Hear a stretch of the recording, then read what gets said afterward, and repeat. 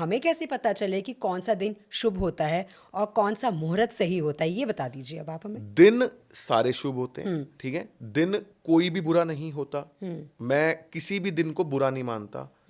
Even कई लोग बोलते हैं देव सो गए, ये हो गया वो हाँ हो गया, जी। मैं नहीं मानता पर्सनली, मेरा कॉन्सेप्ट नहीं है। क्योंकि जी। क्या होता है, हमारे पास ना एक्चुअली बहुत सारे भगवान हैं। हमारे पास एक शक्ति तो है नहीं, हमारे पास बिल्कुल। तो बहुत शक्तियां हैं। कभी विष्णु जी चला रहे हैं, कभी गणेश जी चला रहे हैं, कभी शिव जी चला रहे हैं। भाई अगर इनमें से एक भी सो गया तो फिर सृष्टि चलेगी नहीं ना। कभी ना कोई तो चला ही रहा है ना। बेसिकली क्या होता है, जो बोलते हैं ना देव सोए हुए हैं, जैसे अभी जनवरी में सो गए थे, उस दौरान बेसिकली क्या है, तीन शक्तियां, ब्रह्मा विष्णु महेश। हाँ जी। ब्रह्मदेव का काम है क्रिएट करना, भगवान विष्णु पालनहार, और महेश जो है वो सृष्टि को अंत, मतलब जो पैदा हुआ उसको अंत करके नए सिरे से चालू करो।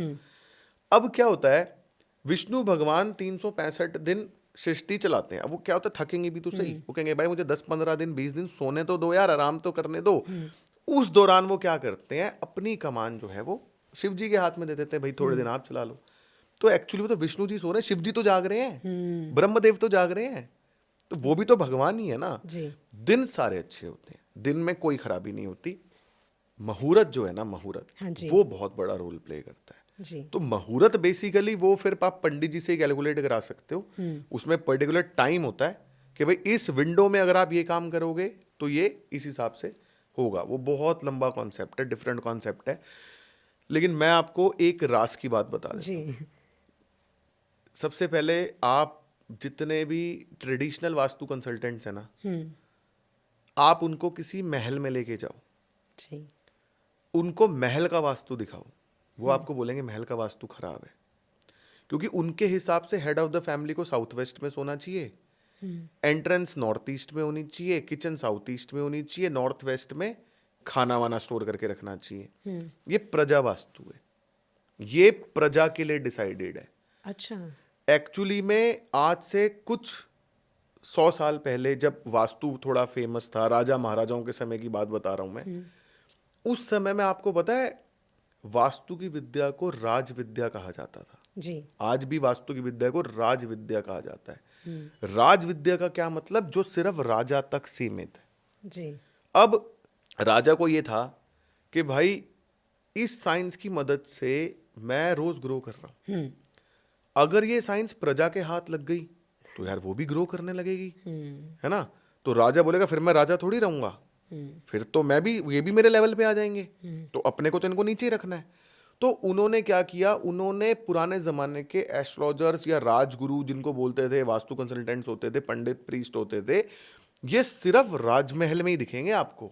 इनको अलाउड नहीं था बाहर कुछ करना। बाहर के लोग सब अपने आप ही कर रहे हैं भगवान का नाम लेके, इनको अलाउड नहीं था कि भाई बाहर ये विद्या नहीं जानी चाहिए, उड़ा देंगे सर। अब क्या होता है, इंफॉर्मेशन तो फैलती है। जी। अब बाहर प्रजा में पता चल गया कि भाई कुछ ना कुछ तो पंगा है। इन्होंने पकड़ लिया वास्तु वालों को, बोले हमें भी बता। अब ये बोले भाई राजा तो मार देगा, तो प्रजा कह रही हम भी मार देंगे, मारने में क्या है। तो उन्होंने फिर राजा से डिस्कस किया कि भैया ऐसे ऐसे। तो राजा ने क्या बोला, तुम ना मार्केट में डिफरेंट डिफरेंट कॉन्सेप्ट्स निकाल दो, ठीक है। जिससे राजा राजा रहे, प्रजा प्रजा प्रजा प्रजा रहे, रहे। और खुश हो जाए। मेन कीवर्ड है लाइफ में सेटिस्फाई हो जाए, लाइफ में सेटिस्फाई हो जाए। जी। और जो व्यक्ति लाइफ में सेटिस्फाई हो गया ना, उसकी ग्रोथ रुक गई, उसने अपनी ग्रोथ पे कांटा मार दिया। ठीक है। ठीक है। आज मान लो मुकेश अंबानी जी, गौतम अडानी जी, टाटा ग्रुप, इन्फोसिस के मालिक हो गए, जितने भी बड़े लोग टीवी वगैरह पे देखते हैं हम, अगर आज ये लोग आज अभी इसी क्षण बोले कि भाई मैं आज के बाद काम नहीं करूंगा, जितनी भी मेरी नेटवर्थ है उसको एक बैंक में डाल दो, एफडी उफडी करा दो, या बस इंटरेस्ट आए, और आज से मैं सिर्फ अपनी लाइफ में एंजॉय करूंगा, जी। आपको लगता है कि ये इनके बस की अपना पैसा खत्म करना, मतलब आपको लगता है मुकेश अंबानी जी अपना पैसा खत्म कर सकते हैं? इस जन्म में नहीं कर पाएंगे, इतना पैसा है।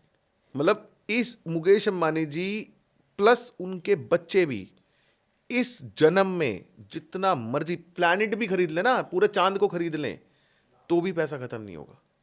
जी। इनके बच्चों के बच्चे भी नहीं कर पाएंगे, इतना पैसा है। लेकिन क्या काम बंद कर दिया? नहीं ना।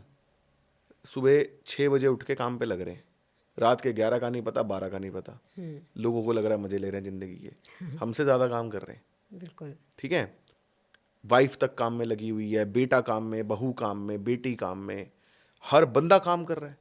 क्या कर रहे हैं? एंजॉय तो थोड़ा बहुत टीवी पे दिखता है वो है, पर बाकी दिन तो काम ही कर रहे हैं ना, मजे ही कर रहे हैं। तो सेटिस्फाई हो जाए वो बंदा खत्म।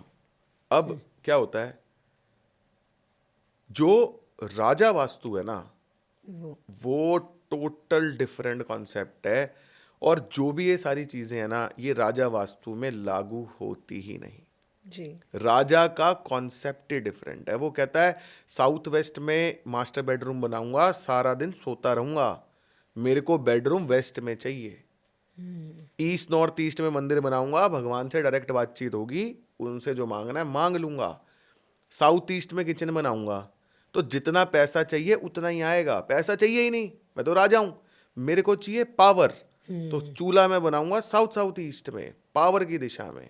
जी। साउथ वेस्ट के अंदर राजा ने बनाया अपना शस्त्रागार, क्योंकि साउथ वेस्ट की डायरेक्शन जो है वो स्किल्स की डायरेक्शन है, प्रैक्टिस की डायरेक्शन है।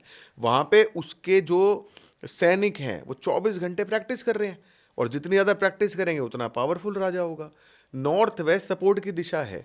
प्रजा में तो बनवा दिया अनाज रख लो, ताकि प्रजा के मन में क्या फील चली जाए, भाई राजा से ना बस अनाज मिलता रहे, इतना ही सपोर्ट चाहिए राजा से। जी। राजा अपने यहाँ पे क्या बना रहा है, अकाउंट्स रूम, कि भैया मेरा हिसाब किताब परफेक्ट होना चाहिए, अकाउंट्स परफेक्ट होना चाहिए।